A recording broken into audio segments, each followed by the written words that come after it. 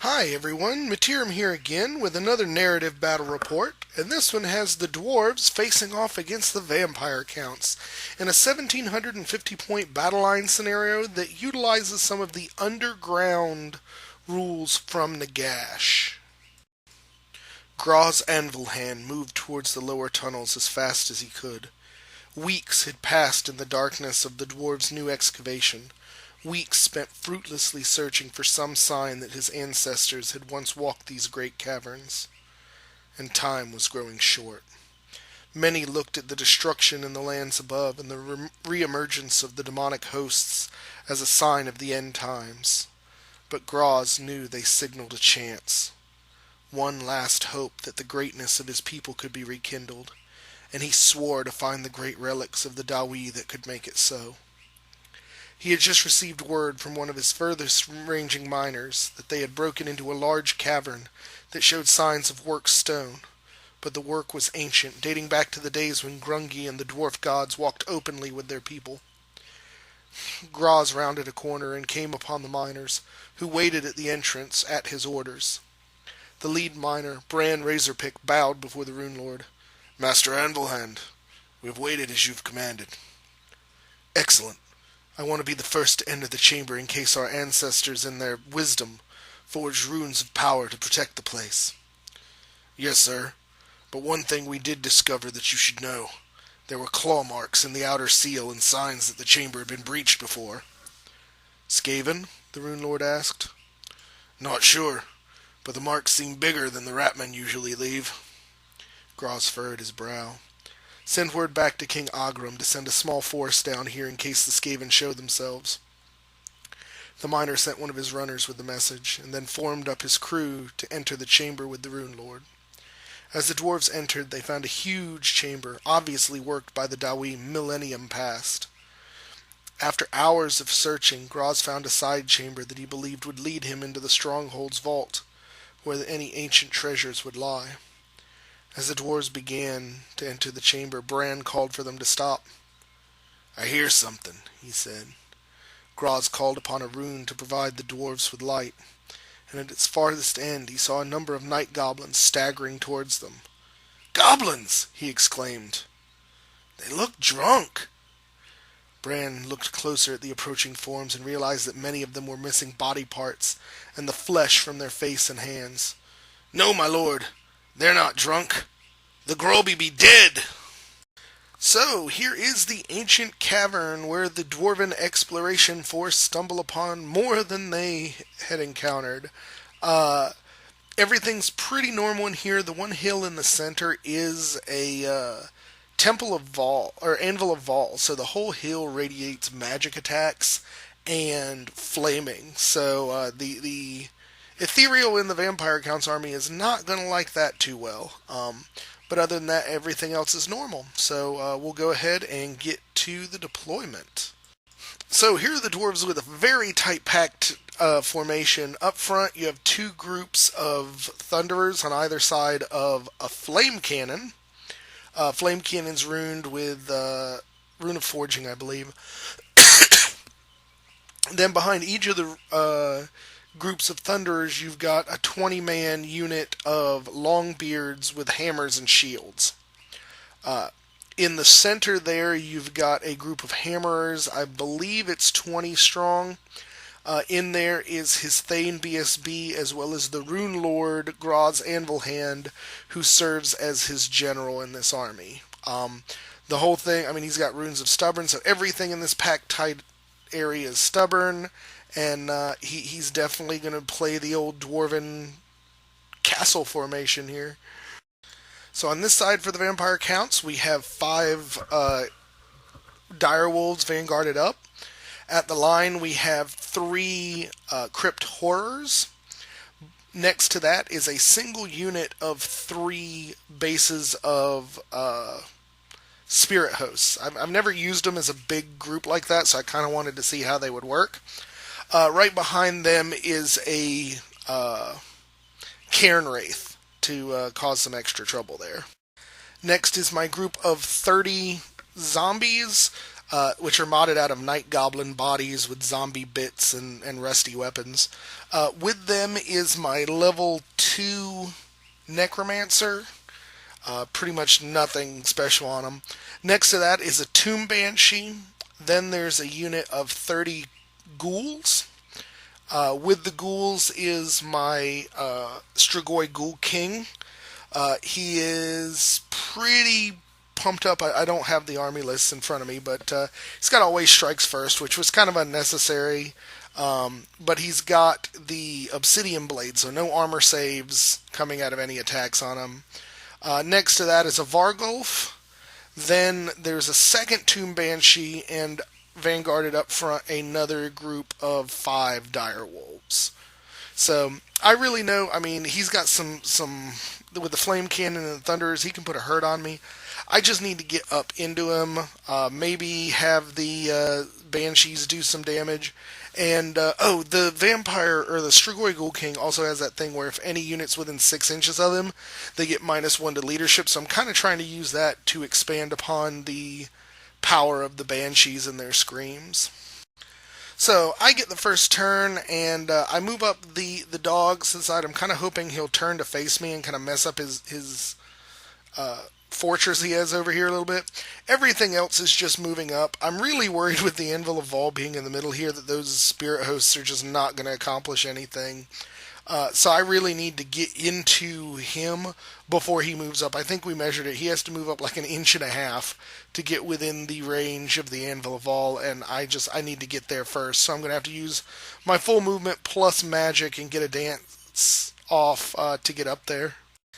And over here, I'm basically trying to accomplish the same thing. I send the Vargulf out wide, as well as those other dogs, because I kind of want to get behind his ability to shoot. Because the Vargulf will totally do some major damage in the flank of something, but it's not going to kill any of these units quick, so if I land in the front, it's just going to get mincemeated. And here's just a better look at where the dogs ended up after I moved them on this side. Then, during magic phase, the dance begins and everything pushes up.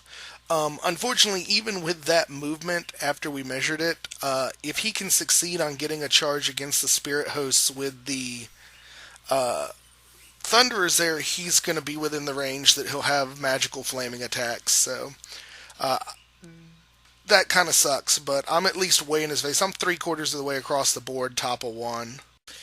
And then I managed to get an Invocation of Nehek off and increase, I think I added 9 zombies, something like that, to the back of the zombie bus. So we go into Dwarves turn 1, and the Thunderers do manage to complete their charge against the Spirit Hosts here. Which is bad news for the Spirit Hosts, because now those Thunderers all have magical flaming attacks. And here you see the remainder of the dwarf movement phase. The Longbeards on the left just move up and turn a little bit to kind of see what's coming over there. Other than that, he doesn't move at all. Then during shooting, the flame cannon lands in the middle of the zombies and takes all but one of the ones that I had raised with Invocation and a Heck off. So I think I've got 31 zombies plus the character in there now. And then the Thunderers end up taking off 3 more, I think. Yeah, I think that's what it was that the Thunderers did. And during combat, the Thunderers just lay into the Spirit Host, kills 2 full bases of them, and then the last one is taken 2 wounds. As you can see, I killed 3 of the dwarves in return, but it was ugly for my Spirit Hosts there. So we go into Vampire Count's turn 2, and my Crypt Horrors and the Cairn Wraiths slam into this Thunderer unit because I need them dead, and the Spirit Hosts don't really have the juice to do it anymore. Then over here you see the Zombie Bus slams into the Flame Cannon, and the Ghoul unit slams into the front of the Thunderers, but as you can see, the Thunderers stood and shot and took off about 1.5 ranks, a little more than 1.5 ranks of the ghouls before they got in there. You can also see the Banshee in the middle also charge the Thunderers as well. I was hoping to get them to panic on the terror test, and that just didn't happen. And then over here you see everything else is moving up along the edge. I got the Banshee within 8 to do some screaming. And everything else is ready to come in and support as I need it, because they would have had to make long charges otherwise. So, and then over here, these dogs just kind of turn around and look at what's going on in the middle here. There's no real room where they can get in and be effective, so they're just going to sit there for a while. So magic is pretty minimal, so we go into combat. The last spirit host dies. We kill all but 2 of the Thunderers, and there are 2 wounds on one of the Crypt Horrors at this point, because of the flaming attacks in every gen. So we're still holding those Thunderers up, but I turn and basically face forward to look at those Longbeards in case they want to come mix it up, so I don't catch them in the flank. Over here, he blocks up my Strigoi Ghoul King with a champion who I just murder. He ends up doing 1 or 2 wounds. He didn't do very many wounds back to me, but the ghouls really didn't do crap to the dwarves either, so we're kind of stuck at a stalemate at this point. And then here in the center, the zombies destroy the flame cannon and overrun into the front of the hammerers. So dwarf turn, what are we at, 2 now? Dwarves slam into the front of the crypt horrors, as you see here. And with no other movement, we go directly into combat. See, after combat, one of the crypt horrors is dead. There's a wound on the next one. And actually, those 2 wounds came from Crumble, because we still can't kill the freaking Thunderers. So there's a wound on the crypt, or the Cairn Wraith, and a wound on that crypt horror as well. And I just did not do much back at him. Then over here, I did some damage with the Strigoi Ghoul King. The ghouls did nothing, and they just took a beating from these Longbeards, as did the Banshee, who was... Or no, the Banshee might have died from Crumble. I don't think he bothered doing anything to her. So she dies from Crumble, and the unit is just beat down. In the center, his Dwarf Lord declares a challenge. My Necromancer wisely runs to the back, and then his hammers proceed to beat the ever-living tar out of my zombie Night Goblins here. So I think there's, 7 of them left, plus the character. That unit's gonna die. So, my turn 3, I managed to charge in both the bats on the right flank and the dire wolves on the left, hopefully to give me just enough attacks and to do some damage to this dwarf unit, because they're going to outlast me without some serious help here. And then you see the Vargulf slams into the flank of this Longbeard unit, and I definitely need his help. I think if I can get some good attacks and some Thunder Stomps, I might be able to turn this around, because my Strigoi Ghoul King's still swinging with a lot of pain here. And the Banshee I flew over to basically be able to scream at the back of whoever I need her to. I think I try into the back of the Longbeards, but I'm rolling for crap and not really doing much. During Magic, however, I do manage to get... I believe I do get a few ghouls back.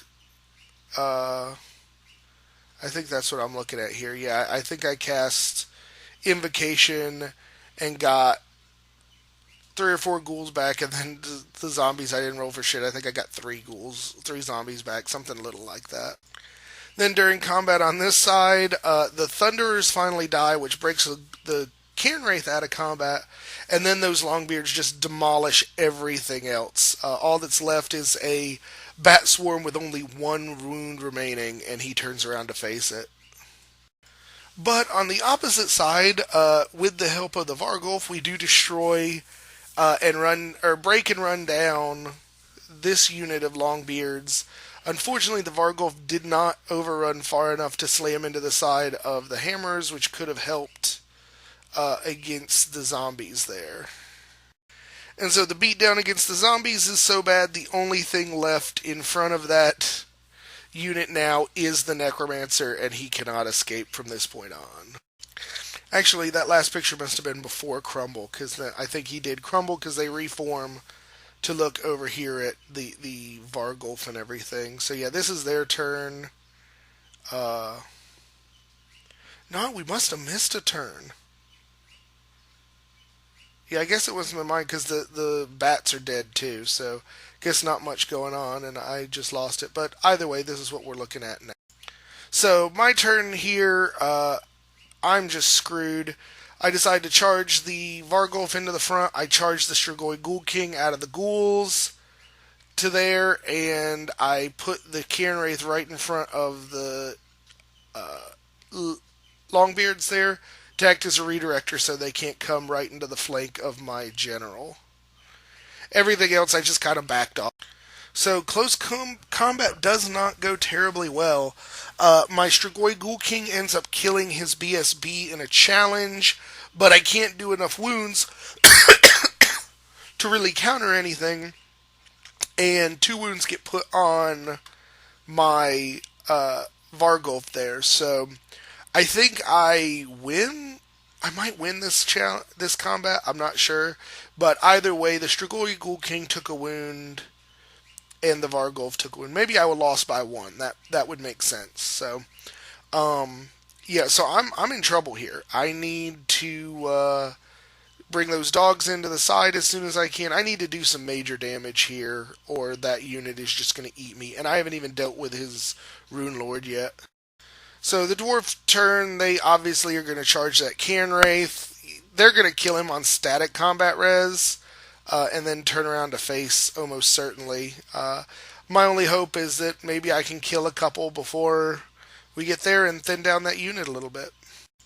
And after combat, you see that things went exactly as I predicted. So, 1 dead Cairn Wraith, and I need to get rid of this hammer unit now, or I'm pretty much dead. It's going to come down to this next turn of combat.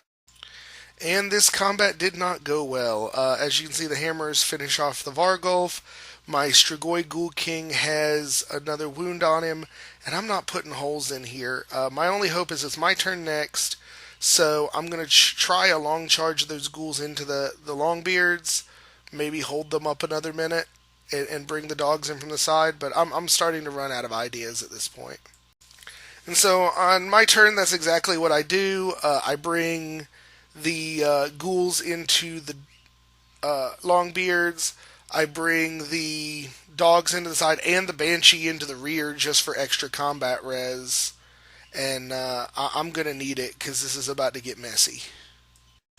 But luckily, a good magic phase lets me fill out another rank of the ghouls and heal one of the 2 wounds that was on my Strigoi Ghoul King. So maybe that's a sign things are going to be a little bit better than I expect.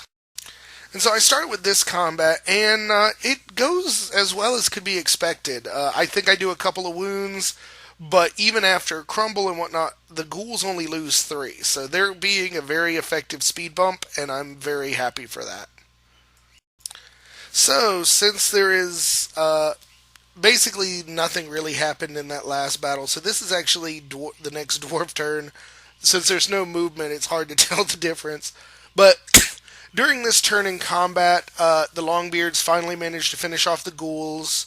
And yeah, if I can't do something when we resolve the fight with the Strigoi Ghoul King, this could very well be game over.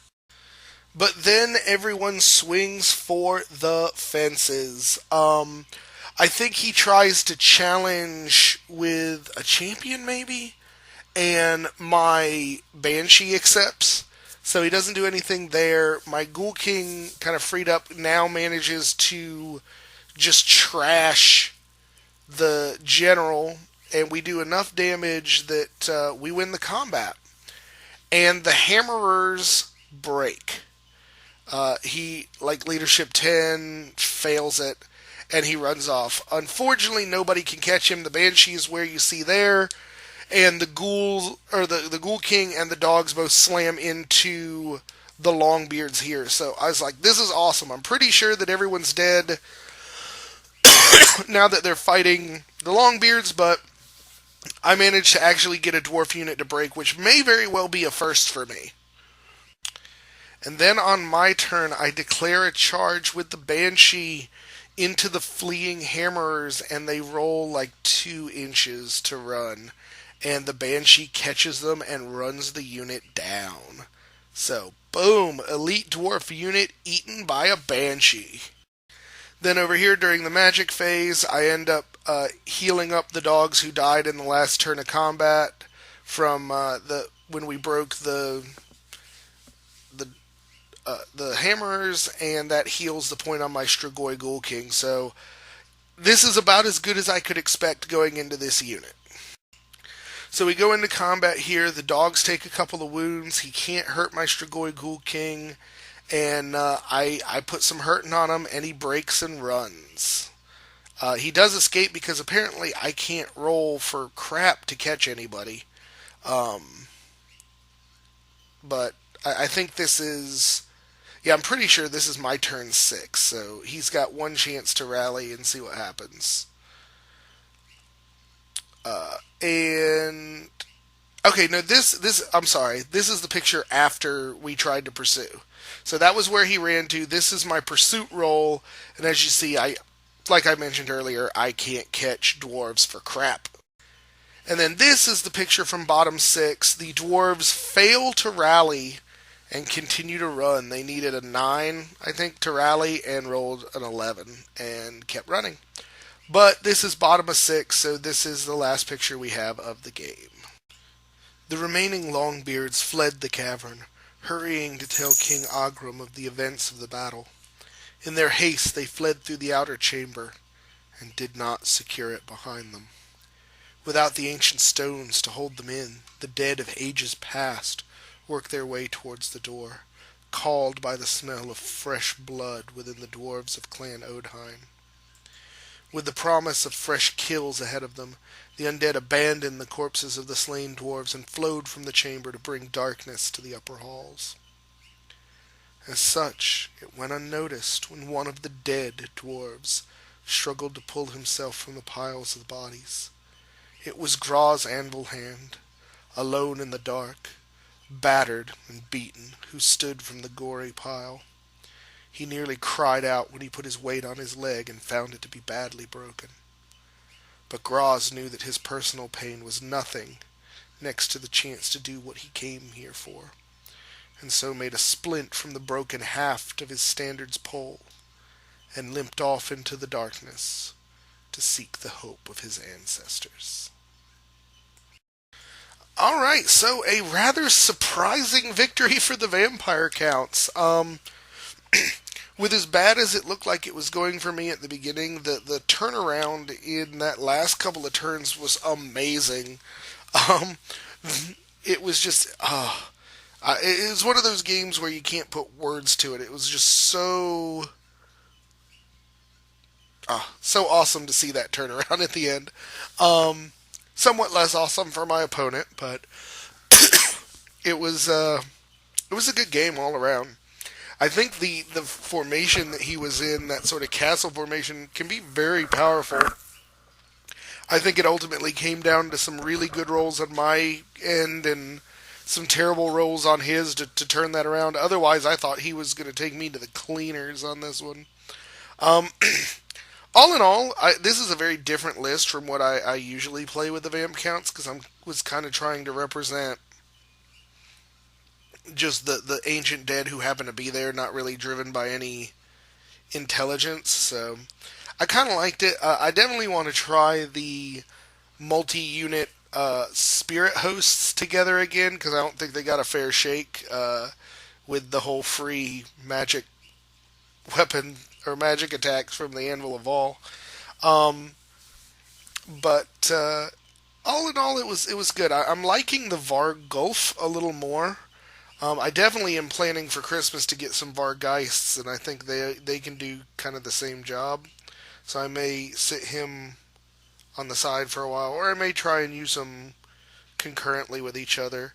I still think I prefer the normal Vampire Lord to the Strigoi Ghoul King, but again, I just wanted to kind of try this as something different. So, all in all, it was pretty good.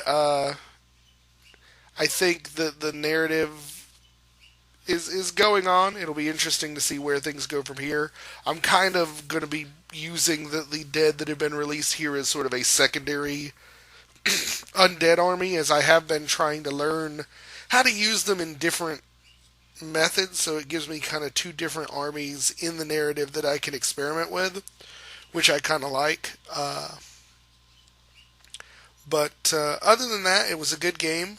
I hope you guys enjoyed it. If you have any questions or comments or anything, please leave them below.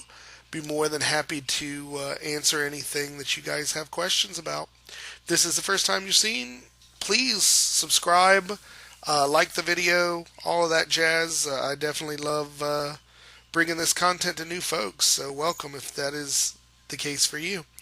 Other than that, thank you guys for watching, and we will catch you next time. Bye-bye.